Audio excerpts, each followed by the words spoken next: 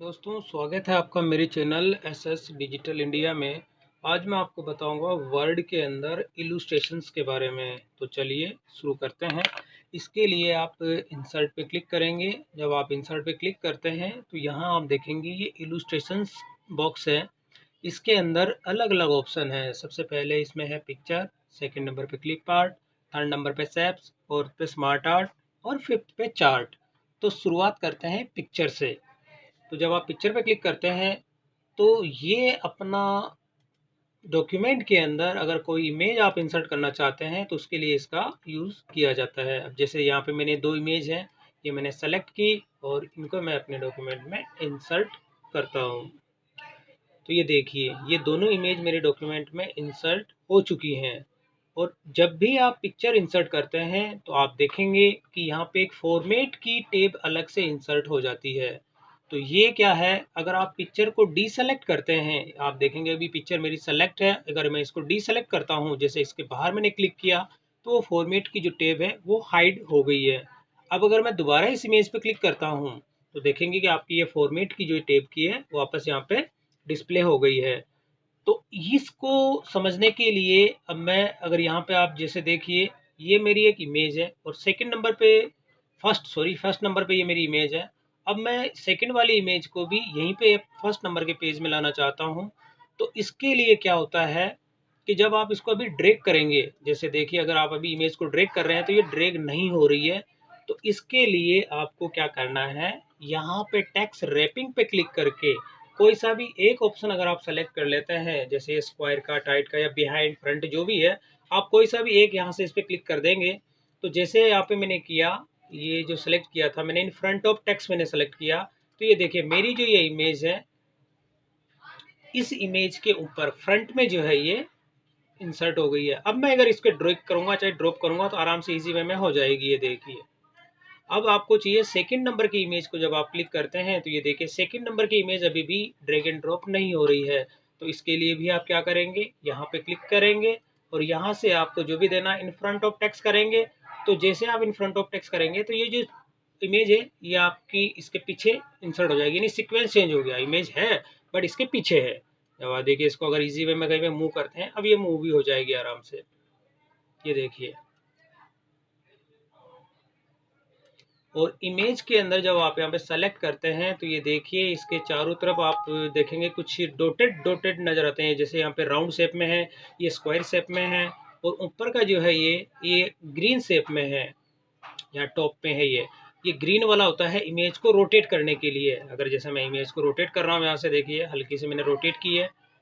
और इसके अलावा मैं इसकी साइज़ जो होती है अगर वो छोटी करना चाहता हूँ, मैं अगर मैं कॉर्नर से राउंड शेप से इसकी साइज़ छोटी करता हूँ तो शिफ्ट के साथ, अगर आप जैसे शिफ्ट के साथ इसको करेंगे यहाँ पे, तो जो इमेज की जो एक्चुअल साइज़ होगी उसी में ये छोटी होगी। अब जैसे देखिए इसको मैंने ड्रैग किया और अगर इसको मैं वापस दोबारा रोटेट कर देता हूँ, अगर आप शिफ्ट के साथ इसको रोटेट करेंगे तो ये देखिए बिल्कुल एकदम स्ट्रेट जो है वो सेट हो जाएगी।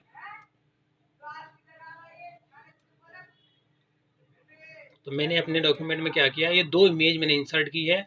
और यहाँ से अगर आपको जैसे अलग इस तरह से देखिए, अगर ये इमेज की आप छोटी कर सकते हैं इस तरह से भी, बट अगर आप शिफ्ट के साथ इसको करेंगे तो ये देखिए शिफ्ट के साथ जब करते हैं आप,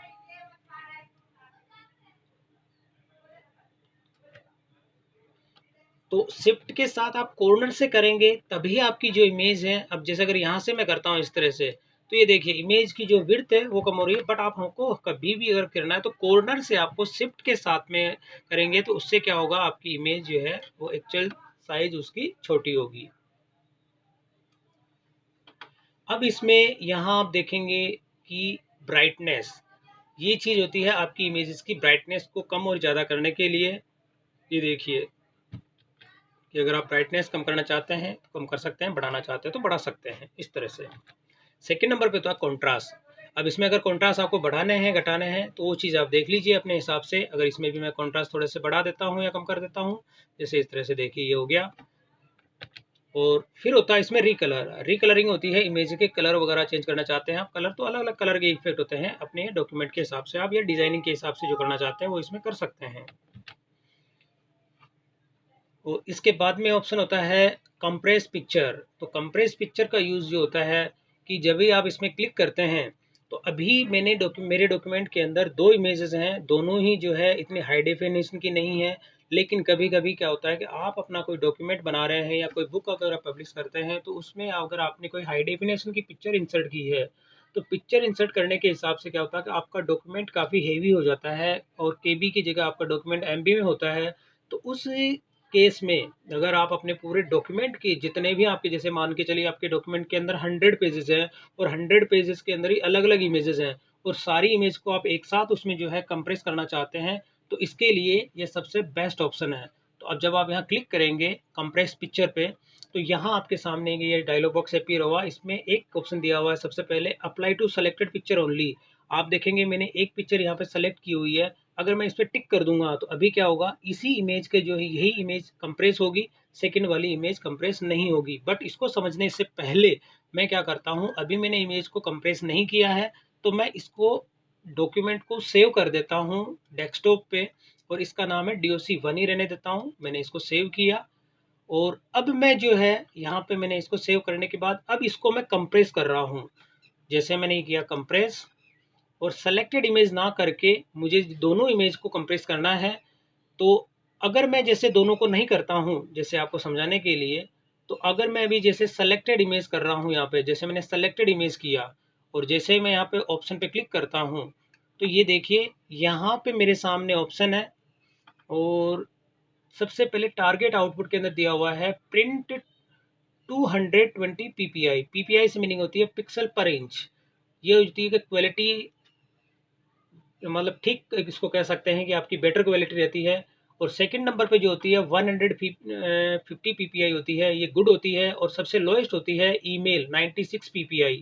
तो ये चीज़ होती है, इसमें से अलग अलग होती है, आपके रिक्वायरमेंट के हिसाब से आप इसमें सेलेक्ट करके वो चीज़ कर सकते हैं।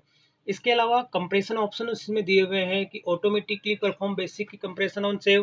तो ये क्या करेगा, ऑटोमेटिकली उसको कंप्रेस करके सेव करेगा। इसमें सेकंड ऑप्शन है delete cropped area of pictures. इसके अंदर आप क्या है कि अभी मैंने, अगर आपने कोई एरिया क्रॉप किया हुआ है, जैसे नीचे से आपको चाहिए कि यहाँ तक अगर आपको क्रॉप करना है कोई सा भी लेफ्ट एंड राइट का जो एक्स्ट्रा स्पेस है, तो ये क्या करेगा, जो क्रॉप एरिया होगा उसको डिलीट कर देगा। तो नॉर्मली क्या होता है, क्रॉप करने पर एरिया रहता है, केवल वो क्रॉप हो जाता है, डिलीट नहीं होता है। लेकिन कंप्रेस में उस एरिया को ये परमानेंट डिलीट कर देगा। तो अब जैसे मैं यहाँ पे करता हूँ ओके, और अब मैं फिर इसको करता हूँ ओके, और अब मैं क्या करता हूँ, इसको सेव कर देता हूँ document2 के नाम से। मैंने इसको सेव एज किया डेस्कटॉप पे और document2। अब मैं जब इसको क्लोज करता हूँ, अब इसको समझने के लिए मैं document1 और 2 दोनों ओपन करता हूँ। अब मैंने जैसे document1 ओपन किया और अब मैंने document2 भी ओपन किया। ये मेरा document1 है और ये मेरा document2 है। अब दोनों को मैं अरेंज कर देता हूँ। अब देखिए document2 मेरा कंप्रेस वाला है और ये document1 मेरा जो है बिना कंप्रेस के है। अब यहाँ से अगर मैं इमेज को जो देखता हूँ, इसका मैं जूम बढ़ा देता हूँ।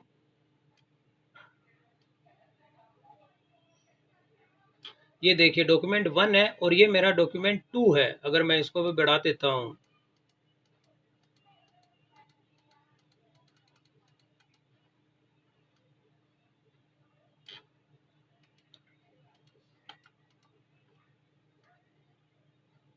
तो आप देखिए इस तरह से अगर मैं इसकी जूम और बढ़ा देता हूँ,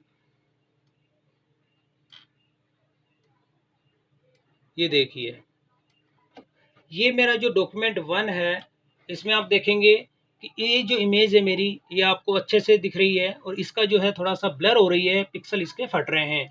यानी कि आप देखेंगे document1 और 2 दोनों की साइज में भी काफ़ी फ़र्क होगा। अभी तो ये माइनर सा फ़र्क होगा, बट अगर आप देखेंगे इसमें, तो ये जो फ़र्क होता है कि ये इसमें आपने इमेज इसकी कंप्रेस की है।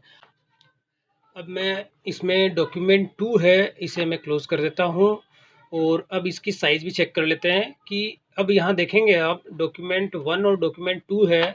तो अब यहाँ पे document1 जो है इसकी साइज़ ज़्यादा रहेगी और document2 जो है उसकी साइज़ कम रहेगी। ये मेरा document1 की साइज़ है और अब मैं डॉक्यूमेंट 2 की अगर साइज चेक करता हूँ जिसमें कि मैंने इमेज को कंप्रेस किया है, तो देखिए डॉक्यूमेंट 1 है उसकी मेरी साइज है 282 KB की, और जब यहाँ पे डॉक्यूमेंट 2 है मेरा इसकी 140 KB।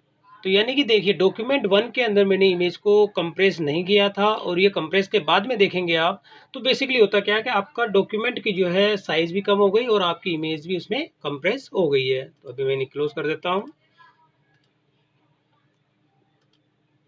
और वापस मैं इसको 100% करता हूँ।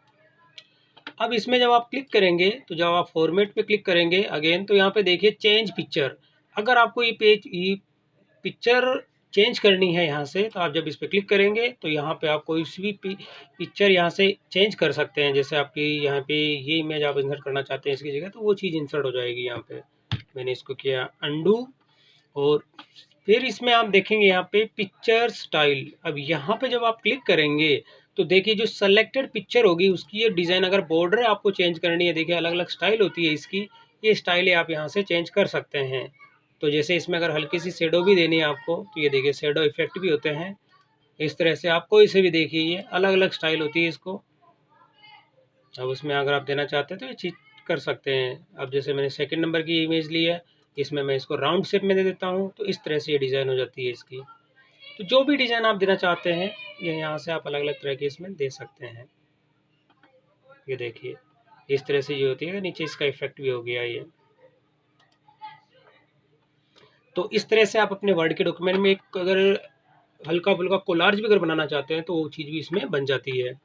फिर आप देखेंगे यहाँ पे पिक्चर शेप। तो जब आप यहाँ पे देखिए पिक्चर शेप पे क्लिक करते हैं तो ये जो शेप दिए हुए हैं इनके अंदर आपकी इमेज इंसर्ट हो जाएगी। जैसे आपने ये सेलेक्ट किया, ये देखिए, तो ये देखिए इसमें क्या होगा कि आपकी इमेज उसी शेप के अंदर, जब इसको अगर आप इनलार्ज करेंगे तो देखिए उसी डिज़ाइन के अंदर आपकी इमेज यहाँ चेंज हो चुकी है। अगर जैसे मैं पिक्चर शेप चेंज कर लेता हूँ, ये मैंने एरो लिया और एरो में जैसे देखिए, तो इस तरह से आप इमेज जो है इसका एरो में भी कन्वर्ट कर सकते हैं।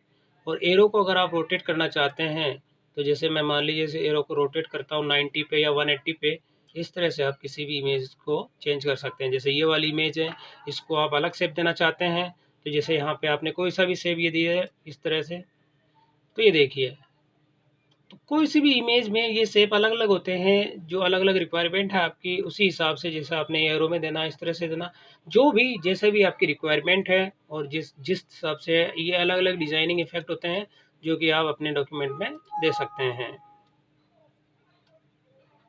ये डिपेंड करता है कि आपका डॉक्यूमेंट कैसा है और आप किस हिसाब से उसमें करना चाहते हैं। अब मैं दोनों को जैसे अंडू कर देता हूँ।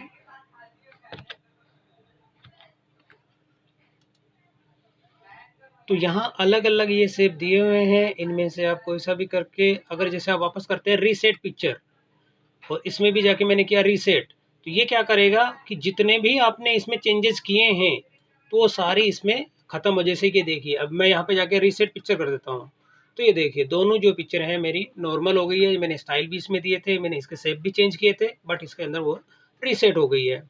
अब जब आप यहाँ क्लिक करते हैं पिक्चर बॉर्डर पे, तो बॉर्डर में देखिए अभी जैसे मैं पिक्चर की बॉर्डर यहाँ पे दे देता हूँ, स्टाइल मैंने दिया इसमें और इसके अंदर मैंने ये स्टाइल दे दिया, दोनों के अंदर मैंने अलग अलग स्टाइल दिया हुआ है।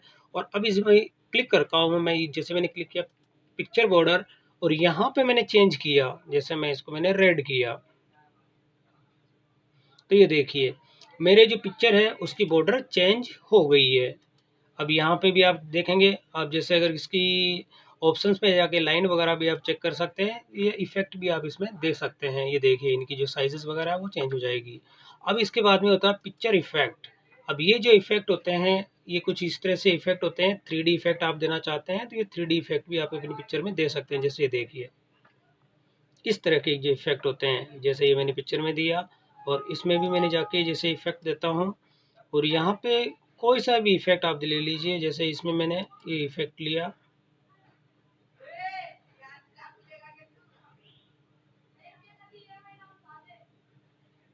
तो इस इफेक्ट में आप देखेंगे नीचे जो आ रही है शेडो इस तरह से आएगी ये।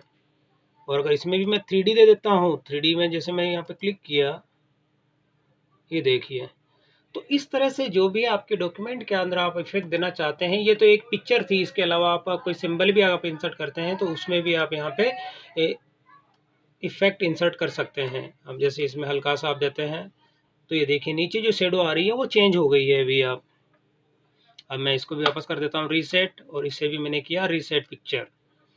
अब अपन बात करते हैं यहाँ पे जो होती है पोजीशन की। तो पोजीशन के लिए क्या होता है, यहाँ पे आपको कुछ पैराग्राफ इंसर्ट करना होगा। तो पैराग्राफ के लिए मैं क्या करता हूँ, जैसे एक कमांड होती है, मैंने पहले भी बताई थी, RAND। जब आप इक्वल करके RAND टाइप करके ब्रैकेट लगाते हैं फिर एंटर का की प्रेस करते हैं तो ये देखिए अब मैंने इसमें जो है रैपिंग इसमें दिया हुआ था। तो रैपिंग जब मैंने फॉर्मेट में जाके क्लिक करता हूँ, इन फ्रंट ऑफ टेक्स्ट मैंने किया हुआ था। तो अब अगर जैसे मैं यहाँ पे जाके इसकी पोजीशन चेंज कर देता हूँ मैं, तो ये देखिए मैंने क्या किया, पिक्चर की जैसे पोजीशन चेंज की है, तो जब ये पोजीशन में आप देखेंगे कि अलग अलग स्टाइल है। ये देखिए यहाँ पे अगर मैंने इस तरह से स्टाइल कर देता हूँ, तो अभी मैंने ये वाली जो इमेज थी इसको भी मैंने किया हुआ था in front of text. Wrapping जो होती है यहाँ पे आप चेक करेंगे, ये देखिए इसकी भी रैपिंग मैंने फ्रंट की हुई है, इस वजह से टेक्स्ट के फ्रंट में डिस्प्ले हो रही है। अगर मैं यहाँ पे इसमें कर देता हूँ line with in the text, ये देखिए तो ये क्या होगा, एक मिनट इसको मैं हटा देता हूँ। चाहे अभी इस इमेज को मैंने डिलीट किया, अभी मुझे इसकी रिक्वायरमेंट नहीं है। तो अब मैं वापस जब इस पर क्लिक करता हूँ और यहाँ पे जाके फॉर्मेट पे क्लिक किया मैंने, और अब आप देखेंगे यहाँ पे पोजीशन ये हो गया लेफ्ट राइट वगैरह सेंटर में, जो भी आपको ये सेंटर में करते हैं। तो इस तरह से देखिए अगर मेरी इमेज अभी थोड़ी सी बड़ी है, अगर मैं इस इमेज को छोटा कर देता हूँ तो इस तरह से देखिए आप ये सेंटर के अंदर इसकी पोजीशन हो जाती है ये। और इसके बाद में होता है बिहाइंड एंड फ्रंट, जो आप देखेंगे रिंग टू फ्रंट और सेंड टू बैक। इसके लिए क्या होता है कि मैं अगर वो सेकंड इमेज, अगर मैं इसी इमेज की एक कॉपी बना देता हूँ, कंट्रोल की मैंने प्रेस की यहाँ पे, ये देखिए, और कंट्रोल की जैसे मैं प्रेस करता हूँ और यहाँ देखिए अब जैसे मैंने ये होता है अगर मैं इसकी पोजीशन चेंज कर देता हूँ, अब जैसे मेरी सेलेक्टेड जो इमेज है इसको मैं कर देता हूँ सेंड टू बैक, यानी ये जो मेरी है इस इमेज के पीछे बैक में, अगर मैं वापस इसी को कर देता हूँ रिंग टू फ्रंट, तो ये फ्रंट में डिस्प्ले हो जाएगी। तो ये चीज़ होती है इसके सेंड में, मतलब बैक एंड इसमें फ्रंट एंड बैक के अंदर इसको आप ये पोजीशन चेंज करना चाहते हैं उसके लिए।